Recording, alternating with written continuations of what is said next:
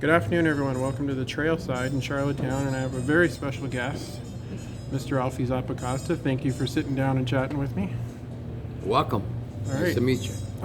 Let's get a little brief background. When did you first start getting into music? Like, how old were you when you first decided I got to do this? I never really ever decided that I was going to do this as a full-time thing. It was a little bit of fun. My dad got me into a guitar class at the local music store, and a fella called Cosimo who taught me how to play some guitar. Is that music going to drive you nuts in the background? No, it's great. Yeah, so Cosimo was my first teacher, and I was just reading the Mel Bay books and doing it, and more to keep my dad happy, because my father was the fellow that sort of was living vicariously through myself, and him wanted to be really the singer kind of character. I never really had any dream of doing anything with it, except for maybe all through high school I never told anybody that I played anything because I was afraid they might ask me to, so I never did it until after high school.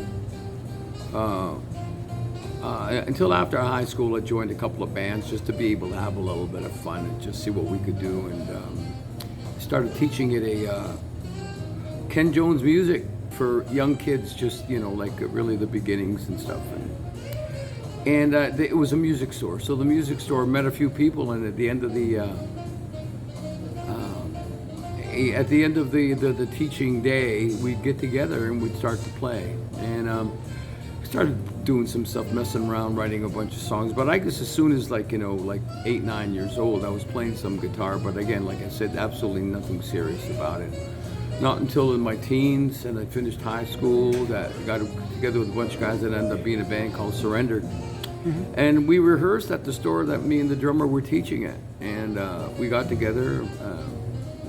Paul met a fellow called Ken Morris. Ken Morris was related to a fellow called Frank Davies, who was doing a lot of publishing for EMI and knew Terry Brown from the Rush fame. He was a producer for Rush. One thing led to another, and we did a bunch of demos at that store, handed it in to Frank. Frank got me a deal, got us a deal with Capitol Records, and then away we went. So we started Surrender, very, very, very green.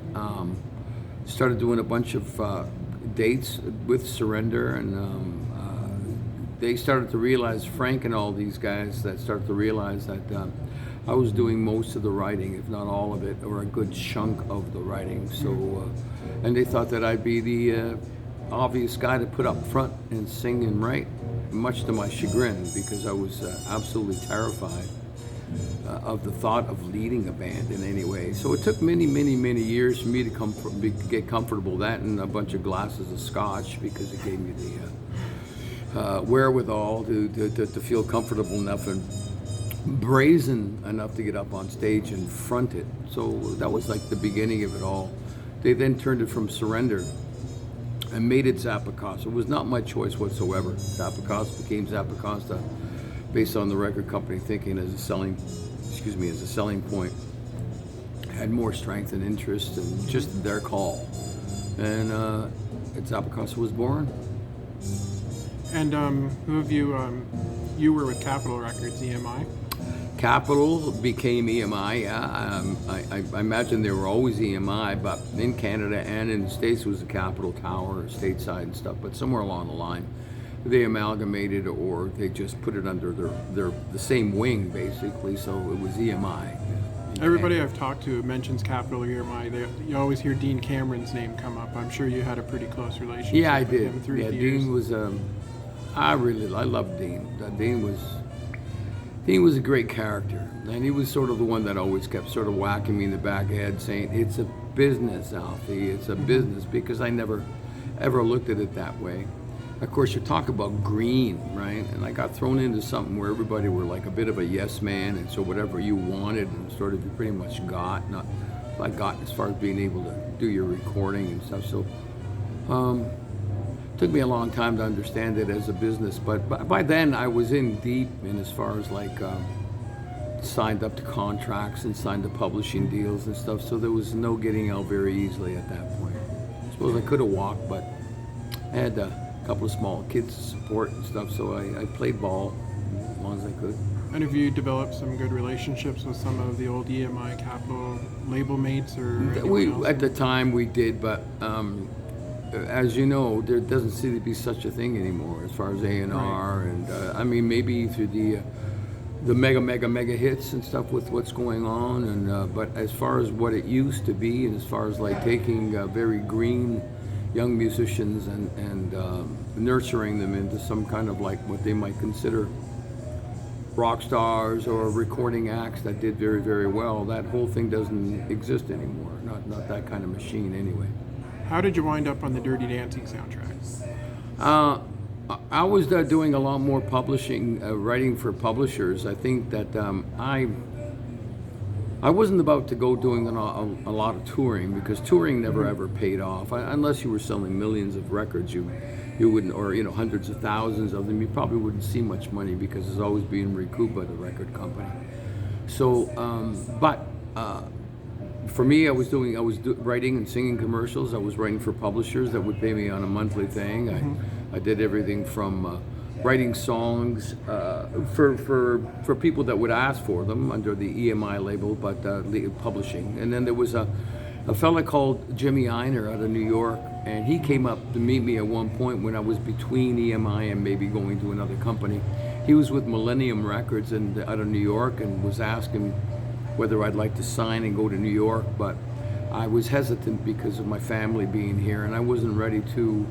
I don't think I was ever ready to just hop off and leave them all behind and just go touring and for a couple of years out of my life just to go.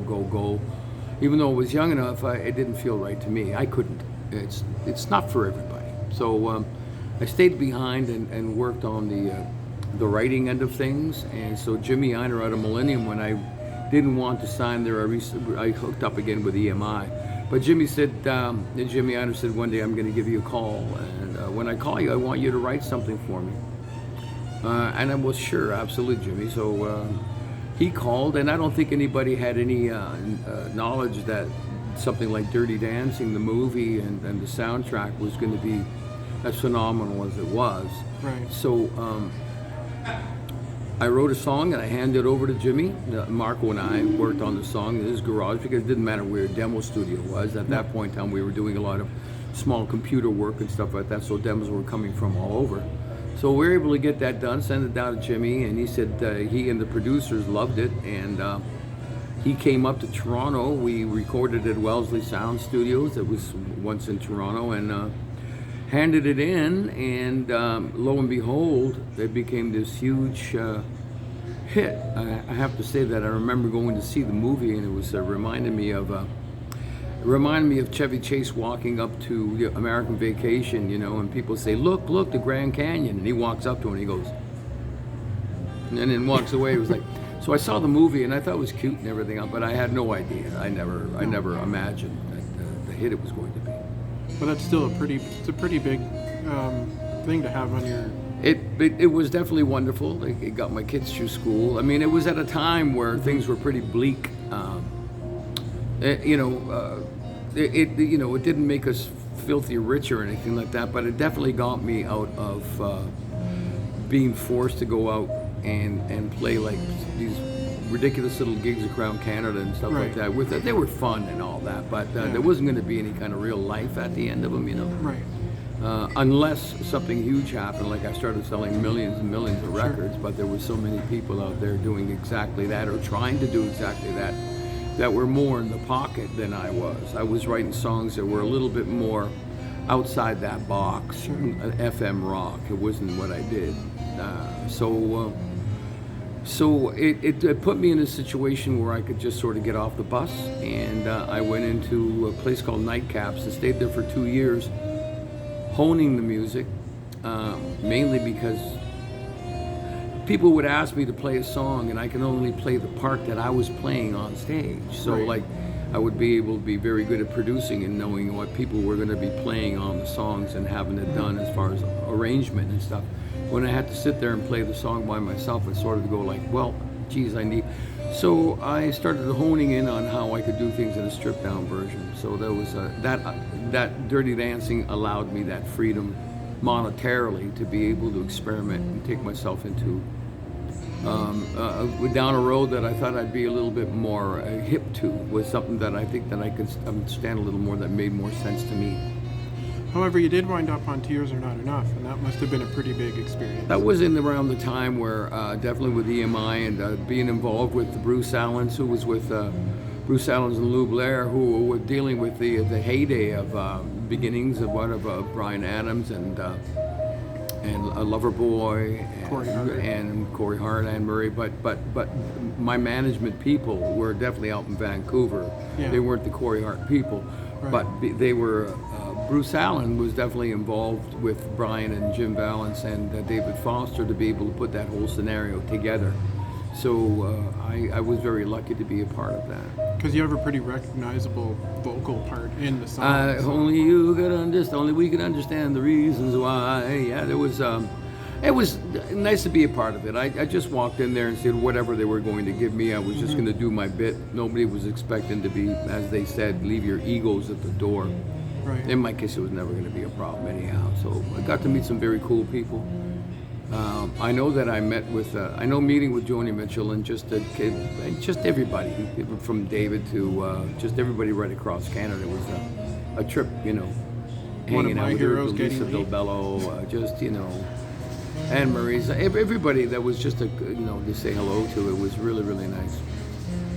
Joni Mitchell was a lot of fun, but One of my heroes, Geddy Lee. Geddy Lee. Oh, yeah, they were all there. And at the same time, the fact that they were all there too, you sort of like respected their space. So it wasn't like, apart from a pleasure to meet you and hey, how are you and stuff like that, there was nothing sort of like in your face kind of stuff. Everybody was very, very sociable and pleasantly distant. Not everybody was being like, oh wow, it was. Yeah. Everyone was there to get a job done, and everybody was part of something, and it was good. So they were all consummate professionals. Right? If anybody came up to you and started a little bit of a chat, it was always nice, But you didn't go out of your way to start like, here, sign this for me, whatever. But Sure. It was nice. And you're still making music today, obviously, and you're traveling a bit. Oh yeah, I'm still traveling as much as I can. As much as people would have me, it's my fans aren't getting any younger. No. So I guess I could say at this point in time, where we've arrived and where I've arrived in my life, it's really not so much. It isn't about the money and the fame. It's about just keeping busy, and knowing that I still got something to offer as far as people sitting and listening to what I do. Right. I really couldn't imagine thinking about a retirement thing. So I have to say, this isn't sour grapes. I'd rather the small rooms, to tell you the truth. If I get 100, 150 people in to see what I'm doing, it's a lot more personal. I could do, 5, 6 dates in the Maritimes. I go to Toronto, do 4 or 5 dates. I go into the prairies, do 4 or 5 dates. I go to Vancouver, Right. in the West, and do a bunch of dates, and just keep going back a couple of times a year. And it's just Canada. I don't really want to go anywhere else. And I have a great time doing my music. And in terms of music, are you still writing? Are you still? I know you're still recording newer music. I am. The last thing I put out was called Saved, and that came out in the beginning of 2020. Right. Or was it 2021? It's not that long ago, but right in the midst of the whole COVID thing, and so it's really kind of hard to tell how well it's doing. But again, it's like the other records. I've probably done about 17 records. After the three or four that were done with EMI, the rest are all been done on my own steam. So there's a lot of records out there. So you have to come to Alfie Zappacosta, alfiezappacosta.com. It'll lead you to my website. So if anybody's interested, I'm working on that a little bit more to make it easier for people to get hold of a lot of my records that I've done. But they're there. There's a poop load of songs. Right. So. And I can't keep up with doing them. There's too many to remember, but haven't got all night to do it either. So yes, and so that was the last record, but I've been writing since, and exactly where I'm going to put these songs and where and who will be listening. It's kind of hard to tell, but I'll just put them up for the sake of it, because I still obviously I enjoy writing, and there's a time for it though, because I got a backlog of songs that I have written that I Right. wondering when to put them out because record company that there's no such thing anymore. I suppose my getting a little hipper, much more hipper with social media, Right. and allow people to come to me is something I need to work on a little bit more, and I think I probably will. Seeing as there's going to be time for it. Well, I never dreamt I'd be sitting here talking with you, and Oh gosh. I guess with the way the technology has moved, it is better to get you out there whatever way you can. Any way that you can, and I mean it's nice. Like I said, I don't need an awful lot of folks, just enough, to make me feel like, it could be a little bit disparaging when you sit there's only one person in the audience going hi, but it's all good. It's all good. Well, I like to hear new music coming from a veteran presence. If Yeah. You know what I mean? I really do. I like hearing new stuff. I mean, you hear the old Well, stuff. you're going on to the hear a radio bunch of lot. new stuff tonight if you're going to be here. When I say new stuff, you haven't heard it because there's so much of it. So I've been actually taking some time to,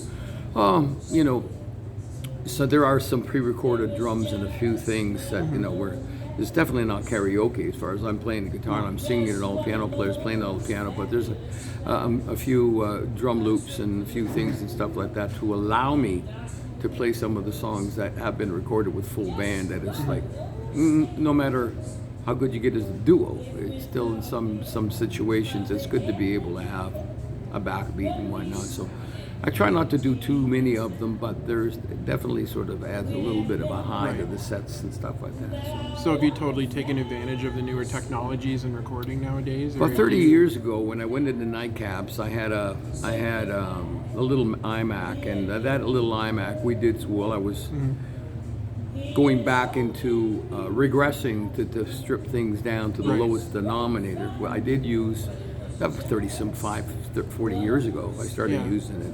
Since then, I never had. Yeah. And only as of late that I've been using it a little bit, for certain songs. And I realize that people after all these years now are becoming a little bit more lenient, a little bit more understanding to it. They don't really look at it and say like you're cheating, that's not fair kind Yeah. of thing. Understanding too that it's very difficult to put a band on the road these days. It is, yeah. Forget about COVID. Just generally speaking, things have become so expensive. And without the record company putting the monies up and of course recouping it later where you never, so it's kind of like a damned if you do and damned if you don't.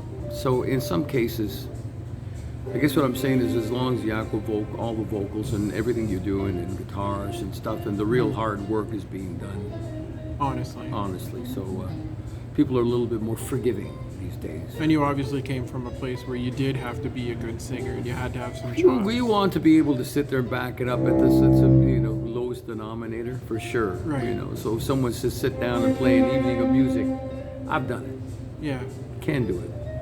And I'm glad to see you're still doing it. It's good. Until I go "Eep," and drop dead, I'll keep doing it. It's great to hear. I hope you don't plan on retiring anytime No, soon. not And soon. It's No. nice to see someone of your caliber coming to the Maritimes like Very this kind too, of you. 'cause No, you no, don't you I'll- don't see a lot of people of your stature coming here too I keep often. coming as long as they're willing to see me. I'll keep coming. I can't thank you enough for doing this, sir. You're very welcome. It's a pleasure to meet you. Take care.